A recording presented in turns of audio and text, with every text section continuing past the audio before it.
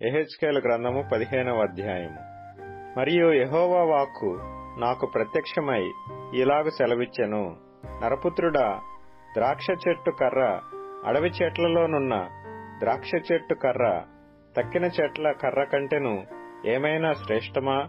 ఏ పనికైనను దాని కర్రను తీసుకొందురా?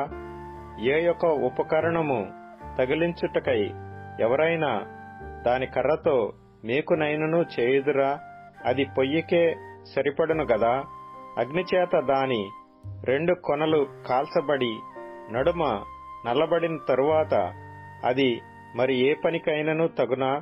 కాలక ముందు అది ఏ పనికిని తగకపోయినే అగ్ని దాని యందు రాజి దాని కాల్చిన తరువాత అది పనికి వచ్చునా? కావున ప్రభువైన యెహోవా ఇలాగు సెలవిచ్చుచున్నాడు, నేను అగ్నికి అప్పగించిన ద్రాక్ష చెట్టు అడవి చెట్లలో ఏలాటిదో యెరూషలేము కాపురస్తులను అలాటి వారే గనుక నేను వారిని అప్పగింపబోవుచున్నాను. నేను వారి మీద కఠిన దృష్టి నిలుపుదును.